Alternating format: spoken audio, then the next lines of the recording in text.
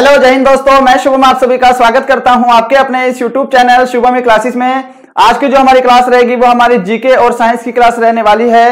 और आज की जो हमारी क्लास है वो हमारी सेक्शन वाइज रहेगी, यानी कि सेक्शन ए में हम जीके के 15 क्वेश्चन डिस्कस करेंगे और सेक्शन बी सामान्य विज्ञान का रहेगा, जिसके अंदर हम साइंस के भी 15 क्वेश्चन डिस्कस करेंगे। आपके पास सेक्शन वाइज पेपर आता है। मैं उम्मीद करूंगा सेशन आपको हेल्पफुल लगेगा। टोटल ये हमारी 30 प्रश्नों की क्लास रहने वाली है। सभी को टेस्ट बिल्कुल कंप्लीट लगाना है। चलिए अपनी क्लास स्टार्ट करते हैं।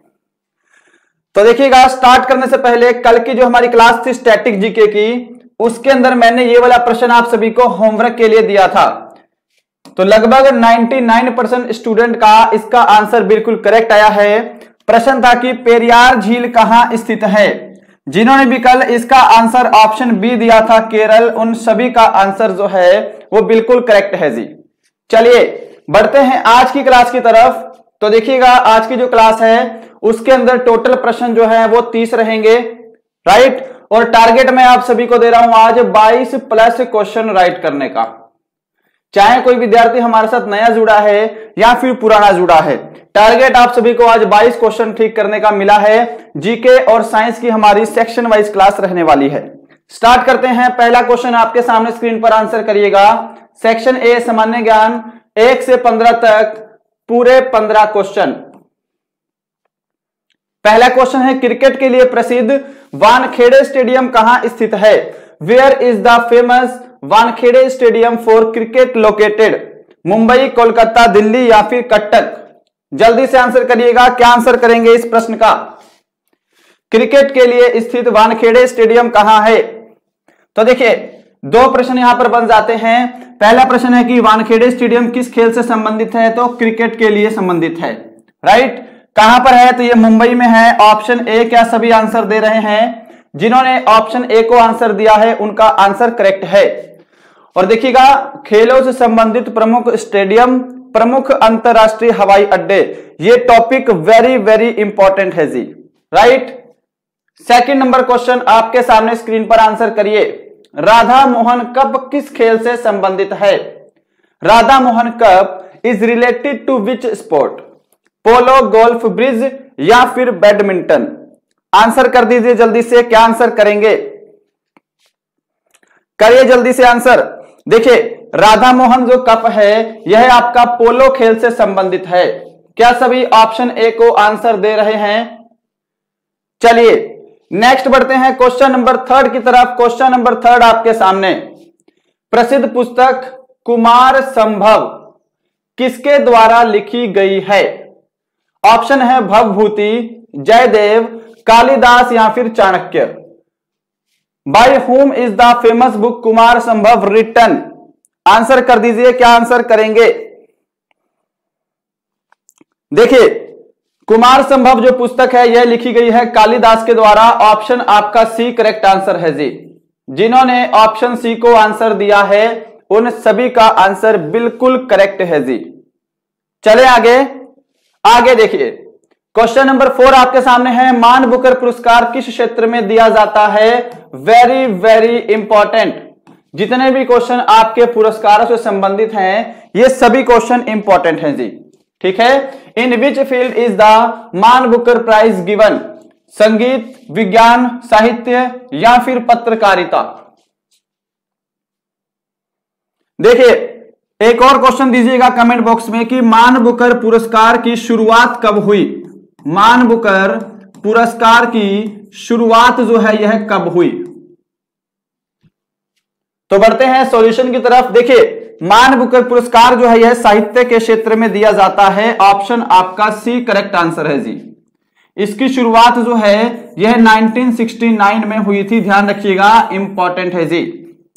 संगीत के क्षेत्र में अंतरराष्ट्रीय लेवल पे कौन सा पुरस्कार दिया जाता है, तो ग्रैमी अवार्ड दिया जाता है। ग्रैमी अवार्ड जो है यह संगीत के क्षेत्र में दिया जाता है इंटरनेशनल लेवल पर, ठीक है।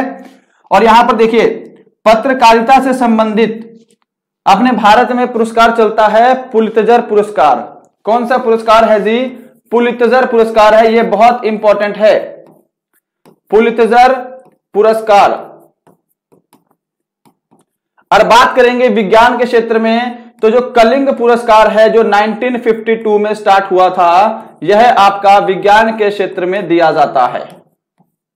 आगे बढ़ें, क्वेश्चन नंबर 5 देखिए जी सामने स्क्रीन पर। भारतीय थल सेना के उत्तरी कमांड का मुख्यालय कहां है? Where is the headquarters of the northern command of the Indian army located?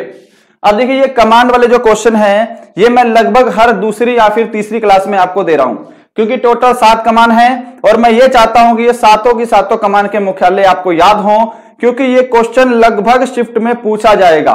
सभी मुख्यालय किसी न किसी शिफ्ट में रिपीट जरूर होंगे। 12 से 15 दिन एग्जाम चलेगा, तो ये आपको अच्छे से पता होने चाहिए। चारों के बारे में बताइएगा कि चारों कहां पर हैं, राइट। अब देखिए उत्तरी कमांड का मुख्यालय बता देते हैं, उधमपुर में है। यहां पर ऑप्शन सी राइट आंसर है आपका।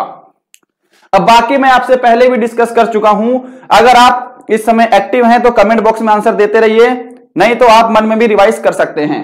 देखिए लखनऊ में कौन सा हेडक्वार्टर है? भारतीय थल सेना के मध्य कमान यानी कि सेंट्रल कमांड का मुख्यालय है, राइट। कोलकाता में क्या है? भारतीय थल सेना के पूर्वी कमान यानी कि ईस्ट कमान का हेडक्वार्टर है। कंफर्म है? अब देखिए चंडी मंदिर में क्या है? भारतीय थल सेना के पश्चिमी कमान का मुख्यालय है, यह ध्यान रखिएगा। चंडी मंदिर कहां पर है? चंडीगढ़ में स्थित है। नेक्स्ट है क्वेश्चन नंबर 6। प्रसिद्ध पर्यटन स्थल दीवाने खास किसके द्वारा बनवाया गया? Shahjahan, Akbar, Jahangir, Babur. By whom was the famous tourist place दीवाने खास built?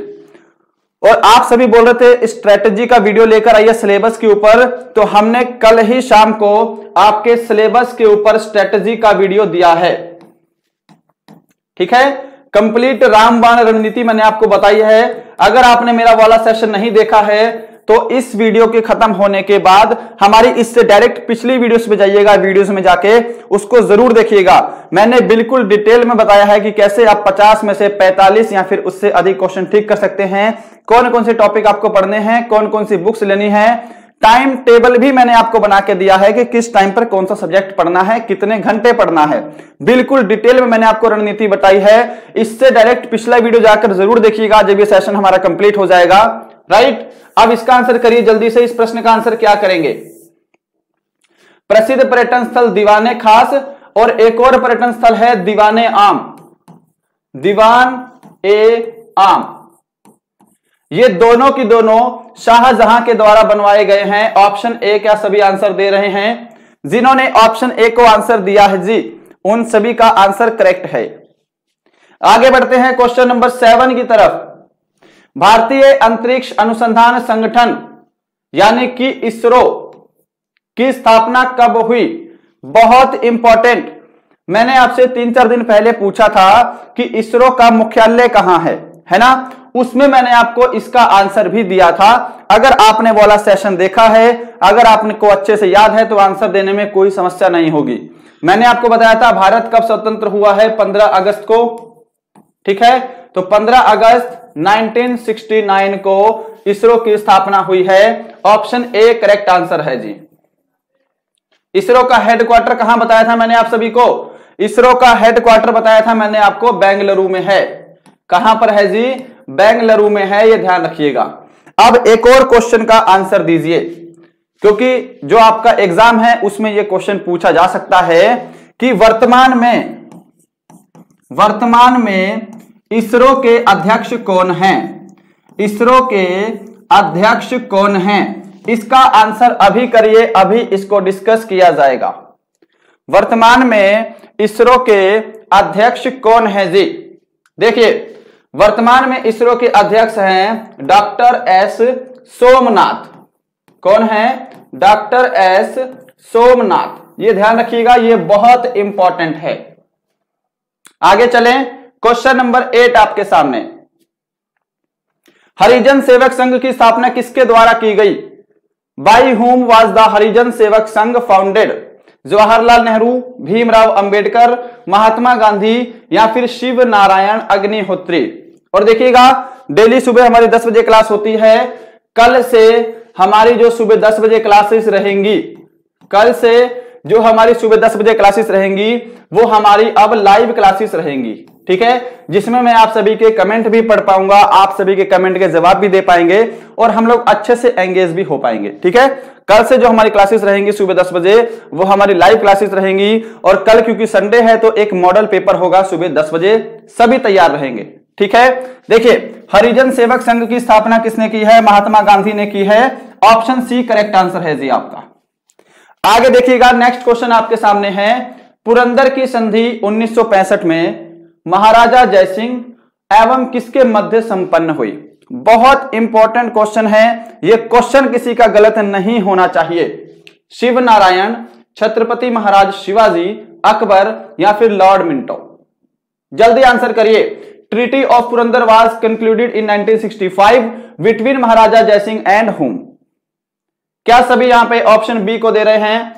छत्रपति महाराज शिवाजी और महाराजा जयसिंह के मध्य 1965 में पुरंदर की संधि कंप्लीट हुई थी।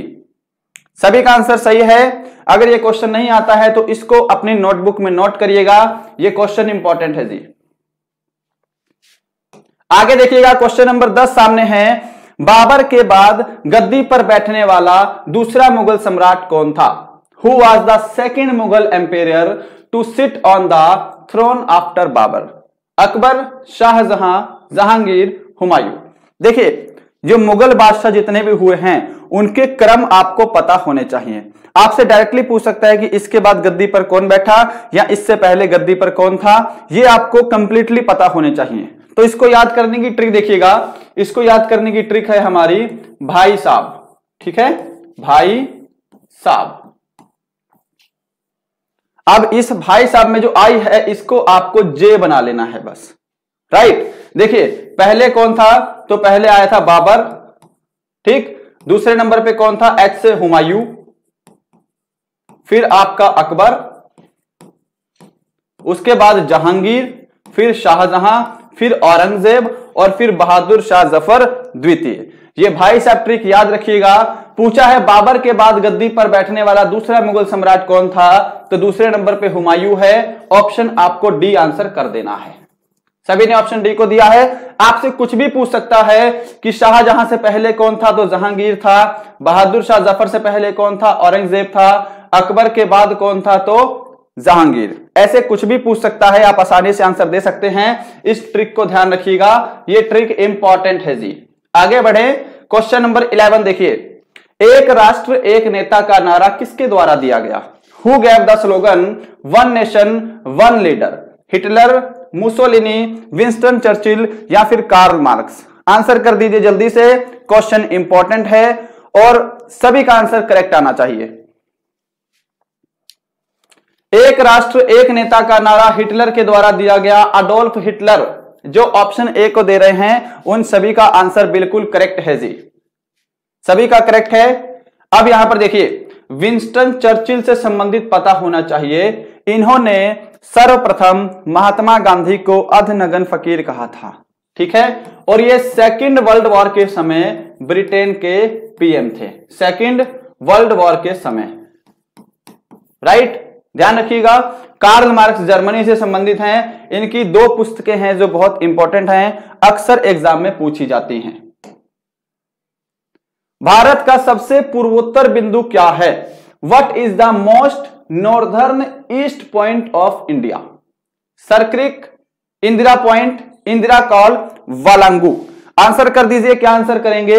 भारत का सबसे पूर्वी बिंदु पूछा है, क्या है? बहुत इंपॉर्टेंट है जी, आपको ये चारों पता होने चाहिए। चारों दिशाओं में सबसे जो लास्ट के छोर है आपको पता होने चाहिए। अभी डिस्कस करेंगे। देखिए, भारत का सबसे पूर्वोत्तर बिंदु है वालांगू। ऑप्शन डी जो आंसर दे रहे हैं उनका आंसर करेक्ट है। यहां पर सरक्रिक क्या है? भारत का सबसे पश्चिमी बिंदु है जी। ठीक है, इंदिरा पॉइंट, इसको पिगमिलियन पॉइंट भी कहते हैं। क्या कहते हैं? पिगमिलियन पॉइंट भी कहते हैं। यह भारत का सबसे दक्षिणी बिंदु है, साउथ पॉइंट है। ठीक है, कन्याकुमारी में स्थित है। इसके बाद बात करेंगे इंदिरा कॉल की, तो यह भारत का सबसे उत्तरी बिंदु है, नॉर्दर्न पॉइंट है, यह ध्यान रखिएगा। आगे चलते हैं क्वेश्चन नंबर 13 की तरफ। कौन सी पर्वत माला उत्तर भारत को दक्षिण भारत से अलग करती है? ये क्वेश्चन देखिए वेरी वेरी इंपॉर्टेंट। ये क्वेश्चन मुश्किल से ही आपने पढ़ा होगा, बहुत कम विद्यार्थी को आता होगा। ये क्वेश्चन इंपॉर्टेंट है, इस पे स्टार मार्क करिएगा। विभिन्न डिफेंस एग्जाम में, एसएससी रेलवे में भी पूछा जा चुका है। Which mountain range separates northern India and south India? Vindhyachal, Malwa, Maikal, Satpura. दीजिए जल्दी से आंसर, क्या आंसर करेंगे? आंसर मैच करिएगा। कौन सी पर्वत श्रृंखला उत्तर भारत को दक्षिण भारत से अलग करती है? तो विंध्याचल पर्वत श्रेणी उत्तर भारत को दक्षिण भारत से अलग करने का काम करती है। देखिए मैकाल पर्वत आप सभी को पता होना चाहिए। मैकाल पर्वत की सबसे ऊंची चोटी है अमरकंटक, और अमरकंटक से आपका नर्मदा नदी का उद्गम स्थल होता है। यह क्वेश्चन एग्जाम में पूछा जाता है। ठीक है। सतपुड़ा की सबसे ऊंची चोटी धूपगढ़ी हमने परसों की क्लास में डिस्कस किया है। ठीक है।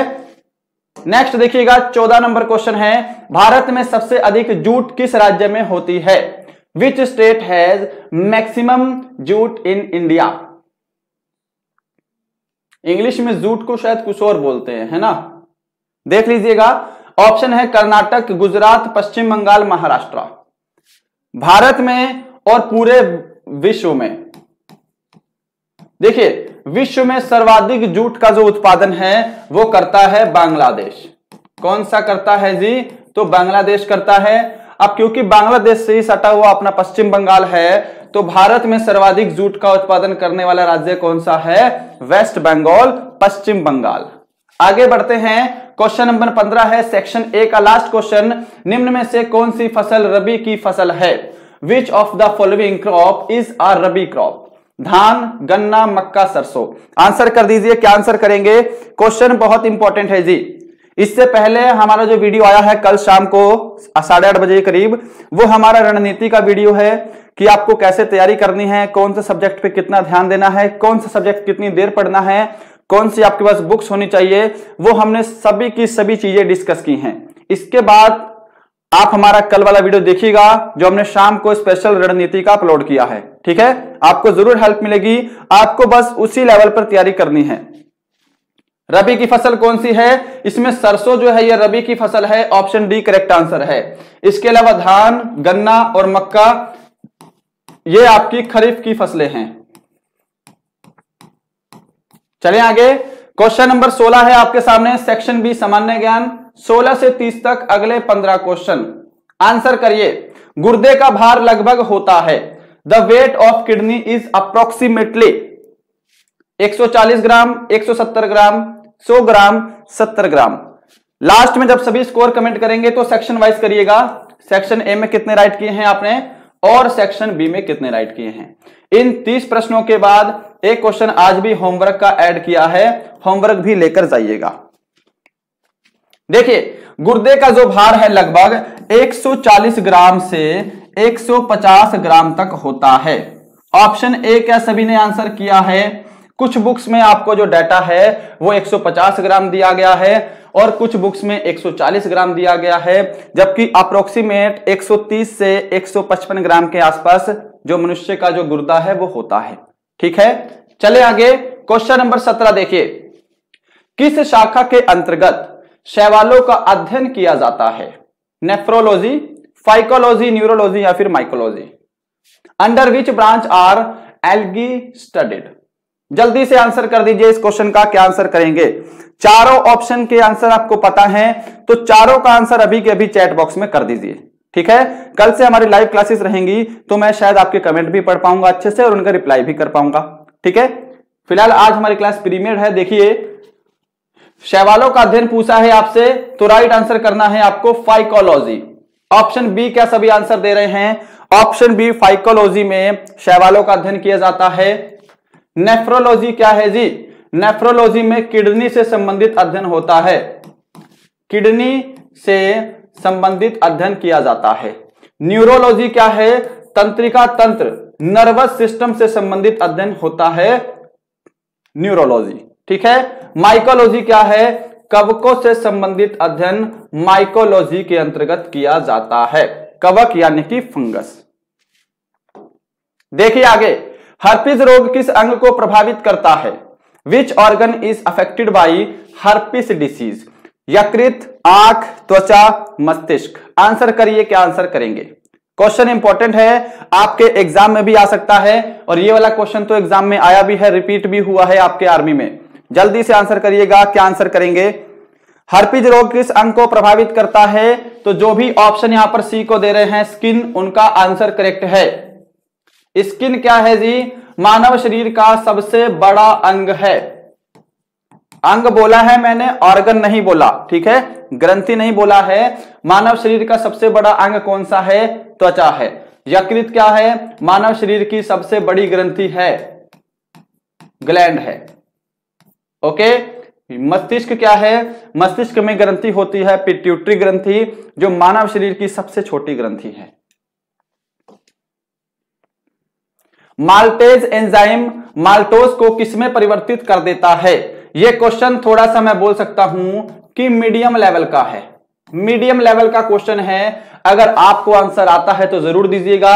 अगर आपने सही आंसर दिया है तैयारी के साथ तो आपकी तैयारी अच्छे लेवल पर है ना, तुक्का मार के तो आप ठीक कर ही दोगे, है ना। What does the enzyme maltose convert maltose into? देखिए, माल्टोज एंजाइम माल्टोज को ग्लूकोज में परिवर्तित कर देता है। ऑप्शन ए करेक्ट आंसर है आपका।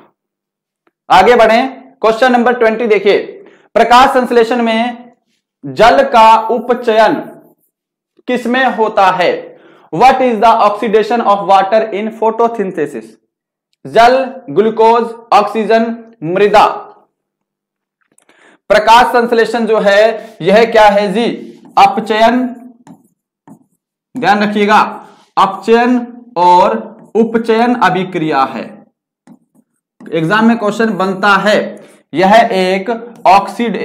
एक रिडक्शन और ऑक्सीडेशन क्रिया है, रिडक्शन और ऑक्सीडेशन, ठीक है। इसमें जो जल का अपचयन है, जल का उपचयन है, यह ऑक्सीजन के रूप में होता है। ऑप्शन सी राइट आंसर है। क्या सभी ने सी को दिया है?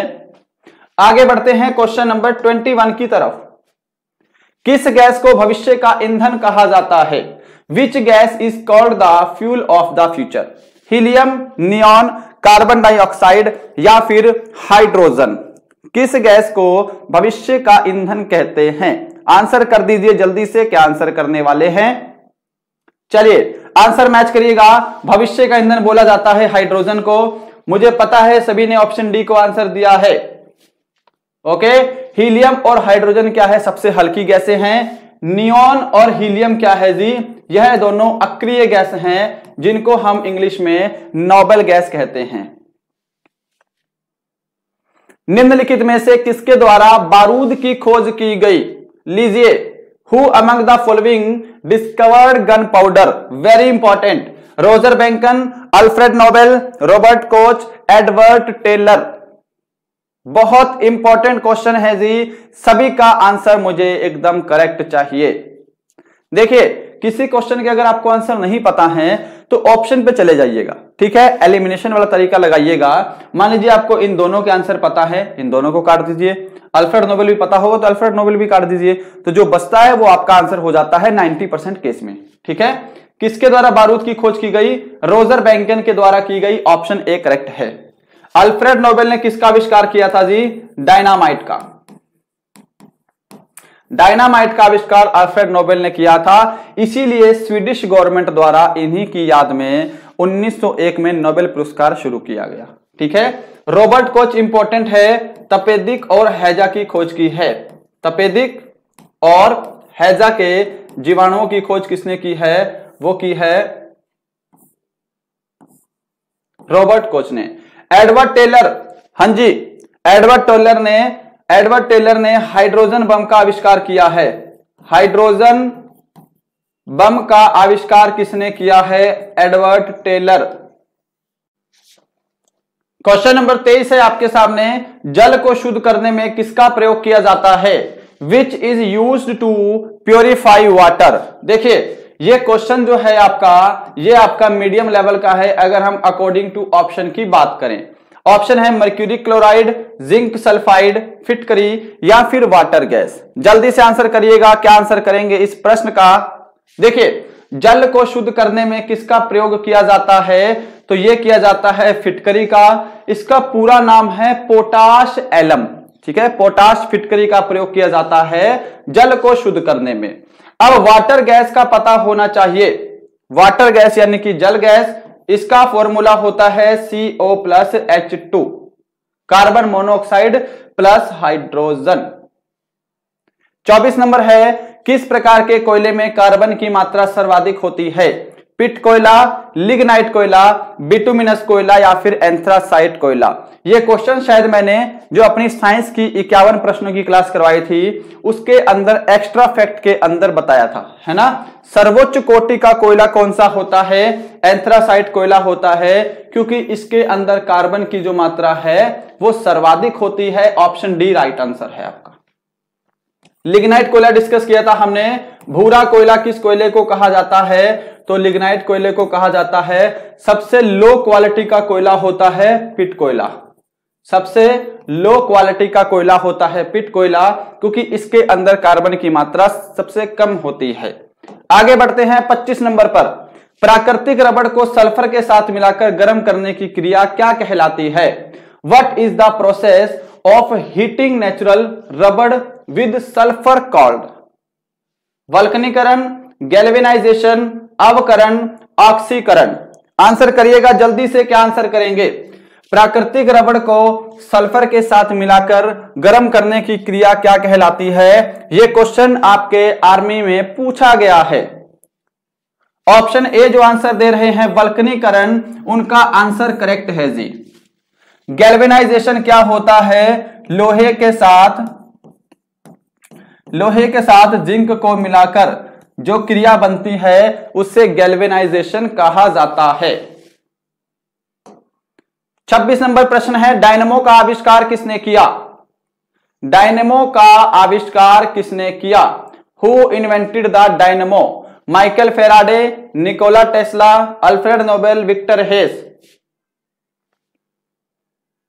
डायनेमो का आविष्कार किसने किया है? Michael Faraday. ऑप्शन ए जो आंसर दे रहे हैं उनका करेक्ट आंसर है। देखिए, डायनेमो और डायनामाइट में अंतर है, ठीक है। डायनेमो और डायनामाइट में अंतर है। डायनामाइट का आविष्कार अल्फ्रेड नोबेल, डायनेमो का आविष्कार माइकल फेराडे के द्वारा किया गया है। 27 नंबर प्रश्न आपके सामने है, ठोस कपूर का सीधे वाष्प में बदलना किसका उदाहरण है? The conservation of solid camphor directly into vapor is an example of। देखिए, कोई भी चीज ठोस से डायरेक्टली वाष्प में बदल जाती है उसको हम क्या बोलते हैं? सब्लिमेशन, यानी कि उधर्वपातन, ठीक है। जैसे आपका कपूर हो गया, इसके साथ आपको ध्यान रखना है आयोडीन, ये भी क्या है? आपका सब्लिमेशन का एग्जाम्पल है आयोडीन, ठीक है। वाष्पीकरण क्या होता है? वाष्पीकरण बोलते हैं लिक्विड से गैस में बदलने की क्रिया को, ठीक है। लिक्विड से गैस में बदलने की क्रिया को इवेपोराइजेशन बोलते हैं।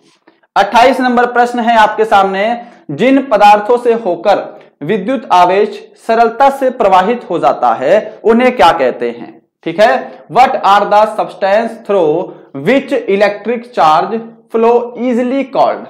चालक, अचालक, अर्धचालक या इनमें से कोई नहीं। भाई, प्रश्न पढ़ के इसका आंसर आसानी से कर सकते हैं, ठीक है। ये गलत नहीं होना चाहिए कम से कम। मान लीजिए कोई पदार्थ है, उसके अंदर जो बिजली है वो आसानी से प्रवाह हो जाती है, आसानी से क्रॉस हो जाती है, उसको तो हम चालक ही बोलेंगे ना। वो पदार्थ क्या होता है? इलेक्ट्रिक कंडक्टर होता है। ऑप्शन ए करेक्ट आंसर है। अचालक क्या होता है? जिसमें से बिजली जो है वो प्रवाहित नहीं हो सकती, उसको अचालक बोलते हैं, इंसुलेटर। अर्धचालक क्या होता है? जैसे जर्मेनियम हो गया, ये सभी अर्धचालक के एग्जाम्पल हैं। ये थोड़ा सा विद्युत चालक होते हैं और थोड़ा सा कुचालक होते हैं। क्वेश्चन नंबर 29 है आज का सेकंड लास्ट। किस रोग में व्यक्ति को निकट की वस्तु दिखाई नहीं पड़ती है? In which disease a person can not see near object? निकट दृष्टि दोष, दूर दृष्टि दोष, जरा दृष्टि दोष या इनमें से कोई नहीं। अब इसमें कंफ्यूज मत होइएगा प्लीज। देखिए, अगर निकट की वस्तु दिखाई नहीं देती है तो उसे दूरदृष्टि दोष हुआ है, ऑप्शन बी। अपोजिट काम करती हैं ये। अगर दूर की वस्तु दिखाई दे रही है तो उसे निकट दृष्टि दोष हुआ है, ठीक है, सॉरी, अगर दूर की वस्तु दिखाई नहीं देती तो उसे निकट दृष्टि दोष हुआ है, और निकट की वस्तु दिखाई नहीं देती तो उसे दूर दृष्टि दोष हुआ है, यह ध्यान रखिएगा। इसके निवारण के लिए उत्तल लेंस का प्रयोग किया जाता है, उत्तल लेंस का प्रयोग करते हैं, और निकट दृष्टि दोष के निवारण के लिए हम अवतल लेंस का प्रयोग करते हैं। निकट दृष्टि दोष में निकट की वस्तु तो दिखाई देती है पर दूर की वस्तु दिखाई नहीं देती है। क्वेश्चन नंबर 30 है आज का लास्ट क्वेश्चन। इसके बाद एक क्वेश्चन होमवर्क का भी ऐड किया है, होमवर्क लेकर जाइएगा, पहले इसका आंसर करिए। हीलियम के नाभिक में कितने प्रोटॉन व न्यूट्रॉन होते हैं? How many protons and neutrons are there in nucleus of helium? Option सामने है, जल्दी से आंसर कर दीजिए। हीलियम के नाभिक में कितने प्रोटॉन व न्यूट्रॉन होते हैं? और देखिएगा, हमारी इस क्लास का जो पीडीएफ है वो आपको टेलीग्राम चैनल पे अपलोड कर दिया जाएगा। टेलीग्राम का लिंक नीचे डिस्क्रिप्शन में दिया हुआ है। अभी तक लाइक शेयर सब्सक्राइब नहीं किया है तो जरूर करेंगे। हीलियम के नाभिक में 2 प्रोटॉन और 2 न्यूट्रॉन होते हैं, इसका ध्यान रखिएगा। तो दोस्तों, ये था आपका सेक्शन वाइज टेस्ट, जिसके अंदर हमने जीके के 15 और जीएस के 15 क्वेश्चन डिस्कस किए हैं। मैं उम्मीद करूंगा सेशन आपको जरूर हेल्पफुल लगा होगा। ऐसे ही हमारे साथ बने रहिएगा। डेली सुबह हमारी 10 बजे क्लास होती है। कमेंट करके जरूर बताएंगे आज की क्लास आपको कैसी लगी है और इन 30 प्रश्नों में आपने कितने क्वेश्चन करेक्ट किए हैं। ये क्वेश्चन होमवर्क का है, कल की क्लास में डिस्कस करेंगे। निम्नलिखित में से क्या लोहे का अयस्क है? Cinnabar, bauxite, hematite, carnallite. Which of the following is iron ore? इसका आंसर सभी को कमेंट बॉक्स में कमेंट करना है। तो यही था आज का सेशन। मैं उम्मीद करूंगा सेशन पसंद आया होगा, हमारा पढ़ाया हुआ पसंद आ रहा होगा। सभी क्वेश्चन इंपॉर्टेंट और सिलेक्टेड है। स्ट्रेटेजी का वीडियो नहीं देखा है तो जाकर जरूर देखिएगा। मिलते हैं कल सुबह 10 बजे अच्छे सेशन के साथ। तब तक के लिए जय हिंद, जय भारत।